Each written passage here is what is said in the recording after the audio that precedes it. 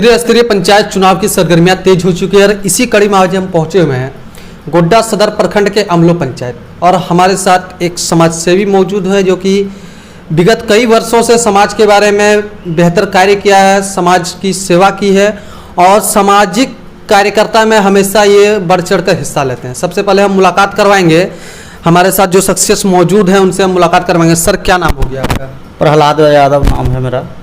सबसे पहले सर हमारे दर्शकों को जरा बताएं कि पंचायती चुनाव की सरगर्मियां जो तेज हो चुकी है और कई सारे प्रत्याशी चुनावी मैदान में उतर रहे हैं, ऐसे में पंचायत का विकास किस प्रकार हुआ है और क्या अधूरा रह गया? पंचायत चुनाव में उतरने का आपका मुख्य उद्देश्य क्या है?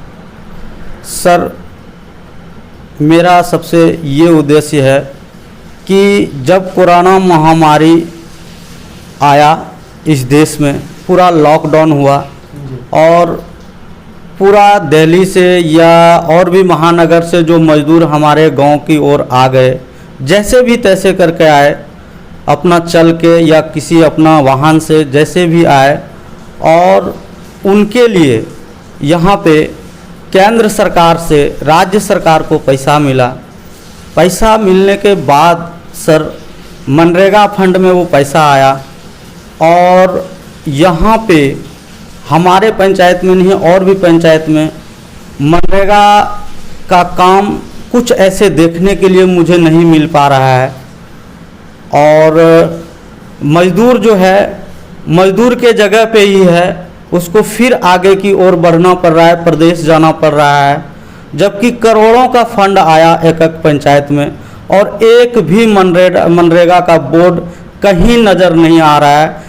इस धरातल पे सिर्फ पेपर पे काम दिख जाता है, लेकिन धरातल पे काम मुझे नहीं दिखता है सर। यानी कि रोजगार की जहाँ तक बात करें कि रोजगार तो पेपर तक सीमित है, लेकिन धरातल पे रोजगार नहीं मिल पा रहा। यहाँ के जो स्थानीय मजदूर हैं, उन्हें क्या यहाँ के स्थानीय मजदूर, आप इसी पंचायत के समाज सेवी हैं, क्या आप जब जनसंपर्क में जाते हैं तो क्या लग रहा है कि वहाँ के जो मजदूर हैं वो काम करते हैं या फिर ऐसे ही कागजी तौर पे काम किया जाता है? सर, मैंने काफ़ी मजदूरों से जाके मिला तो वो लोग तो साफ यही बताते हैं कि हम लोगों को भैया यहाँ का जनप्रतिनिधि ध्यान ही नहीं देते हैं और हम लोगों के बारे में कुछ सोचते ही नहीं हैं, हम लोगों को कोई काम नहीं मिलता है। हम यहाँ तक कि जनप्रतिनिधि अपना कौन है उसको हम पहचानते तक नहीं हैं, हमने आज तक उनको देखा भी नहीं है।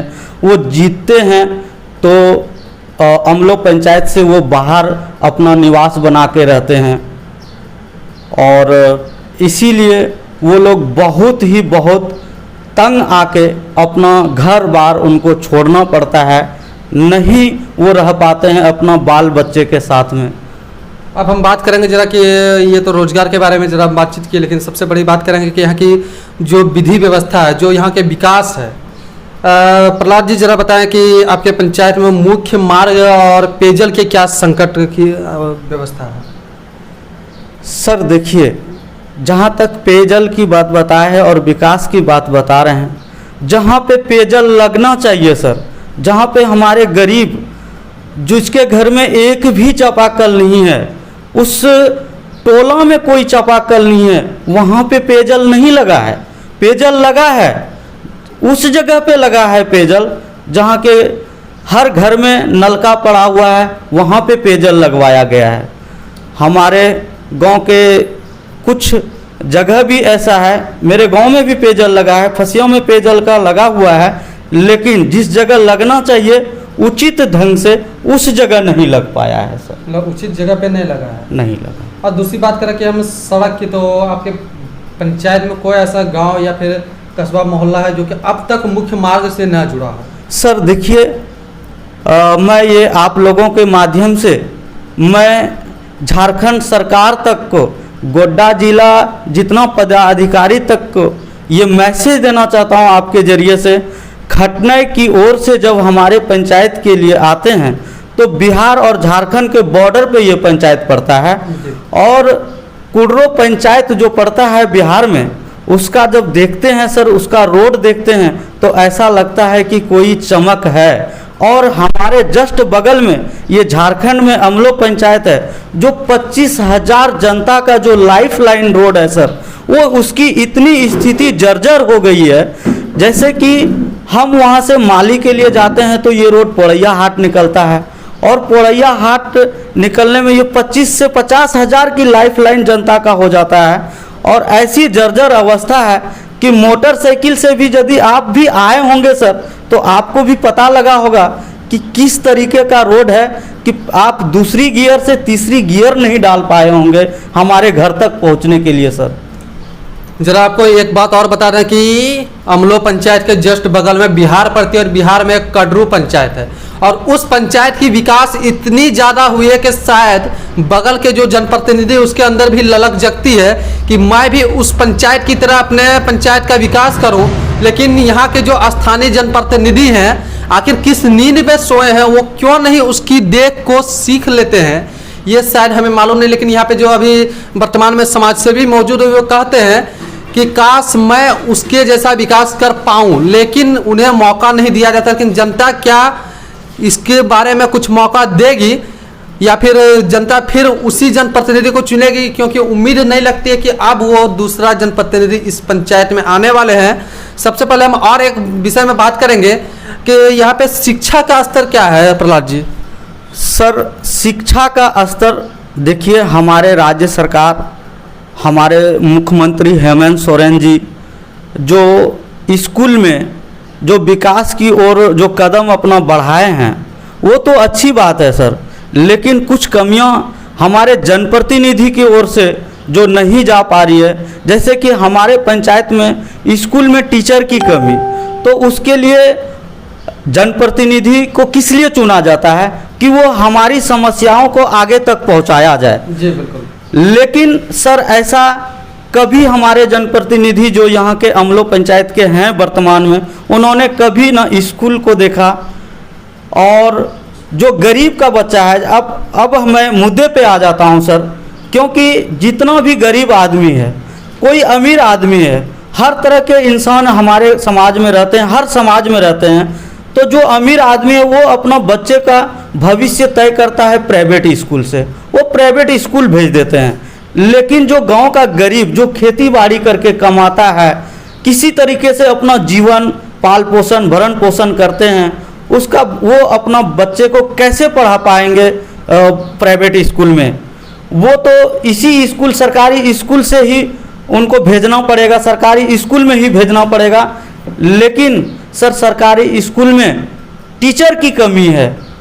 तो ये तो मैं आप लोगों के माध्यम से बोलना चाहूँगा कि इस चीज़ का दूर कमी तभी होगी जब कुछ बदलाव होगा, और बदलाव के लिए तो हमारे पंचायत का जनता ही इस चीज़ को उन्हीं को सोचना पड़ेगा कि मुझे कौन सा जनप्रतिनिधि चाहिए जो हमारे लिए हमारे लिए काम करे।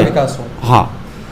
और एक सवाल जाते जाते कि पंचायत के वासियों को क्या संदेश देना चाहेंगे, और यहाँ के स्वास्थ्य के लिए क्या व्यवस्था है, और यहाँ के जो पेंशन संबंधित जो समस्याएं हैं उसके बारे में जरा हमारे दर्शकों को बताएंगे। सर मैं आप लोगों के माध्यम से सबसे पहले मैं वृद्धा पेंशन पे आना चाहता हूँ, और स्वास्थ्य पे भी आऊँगा मैं। वृद्धा पेंशन हमारे पंचायत में सन 2015 में जब हम इलेक्शन लड़े तो उस टाइम हमारे पंचायत की जो जनसंख्या थी वो 5200 था, 5200, जिसमें कि सर ये 7 साल हो गया है, इस बार 2 साल लेट हो रहा है हमारा चुनाव। 7 साल में सिर्फ 367 ही आदमी को वृद्धा पेंशन मिलता है, 13 आदमी को विधवा पेंशन मिलता है, 5 आदमी को विकलांग पेंशन मिलता है। और जबकि सर हमारी पंचायत की जनसंख्या 5200 है, क्या 5200 में 367 आदमी ही 60 साल पार किया है? क्या 13 ही महिला हमारे यहाँ विधवा है? क्या 5 व्यक्ति ही हमारे यहाँ विकलांग है? ऐसा नहीं है सर। जनप्रतिनिधि हमारा कभी पंचायत में आने का कष्ट ही नहीं करते हैं, और गरीब का कष्ट देखने के लिए वो चाह ही नहीं रहे, तो गरीबों का कष्ट दूर कैसे होगा सर? मैं तो आप लोगों के माध्यम से बताना चाहता हूँ, अमलो पंचायत की जनता को हाथ जोड़ के नम्र निवेदन करना चाहता हूँ कि इस चीज़ और इस मुद्दे को देखें कि क्या गलत है क्या सही है। पंचायत वासियों को क्या शुभ संदेश देना चाहेंगे? मैं- पंचायत की और- चुनाव आ चुकी है और 14 मई को मतदान भी होने वाली है। मैं सबसे पहले सर, अब स्वास्थ्य की आपने पूछा था, मैं स्वास्थ्य पे जाऊंगा। सर, हमारे यहाँ कुछ भी ऐसा होता है, एक्सीडेंट होता है या किसी हमारे माँ बहन को डिलीवरी भी कराने के लिए जाना होता है, तो उसके लिए या तो बिहार मुझे पंजवारा जाना होता है या तो गोड्डा सरकारी हॉस्पिटल में मुझे जाना होता है। लेकिन जबकि हमारे पंचायत में इतना बड़ा हॉस्पिटल बना हुआ है, स्वास्थ्य केंद्र, जिसको स्वास्थ्य केंद्र भी आप लोग बोलते हैं, हम लोग हॉस्पिटल भी बोलते हैं, और गांव का जो भी आदमी है तो वो कहते हैं कि जहां दवा मिलता है हम वहां जाएं। तो इलाज कराने के लिए हम लोगों को दूर जाना पड़ता है, और हमारे पंचायत में जो स्वास्थ्य केंद्र बना हुआ है उसमें ताला लगा हुआ है, घास पैदा हुआ है, घास निकला हुआ है, साफ सफाई तक नहीं है। उस पर कभी किसी जनप्रतिनिधि का ध्यान नहीं है कि हमारे पंचायत में कमी क्या क्या है, और इस कमी को दूर करने के लिए मैंने सोचा कि इस कदम को आगे रखा जाए। यहाँ पे हमारे पंचायत में जो गरीब आदमी रो रहा है, जिसको अधिकार नहीं मिल पा रहा है, जो सरकारी सुविधा जो केंद्र सरकार से राज्य सरकार से जिला पदाधिकारी और जिला से जो हम लोगों को हमारे पंचायत में जनता को मिल जाना चाहिए, वो आज तक नहीं मिल पा रहा है सर। इसी के लिए मैंने कदम उठा लिया है कि इस काम को मैं आगे चढ़ बढ़ के हिस्सा लेने का मैं काम करूंगा और करते रहूंगा। जब तक जिंदा रहूंगा तब तक मैं समाज का सेवा करते रहूंगा। बाकी से बात कर रहे थे प्रहलाद यादव जी, जो कि अमलो पंचायत के मुखिया प्रत्याशी के रूप में इस बार उतर रहे हैं और चुनावी मैदान में अपना किस्मत को आजमाने वाले हैं। देखना दिलचस्प होगा कि क्या जनता किस प्रकार इसका समर्थन देती है, और क्या जनता, यहाँ की जनता विकास चाहती है या फिर सिर्फ कागजी तौर पर विकास होगी। फिलहाल के लिए दीजिए इजाजत। आप देख रहे थे द कवर न्यूज़ के लिए मैं अजय कुमार गुड्डा।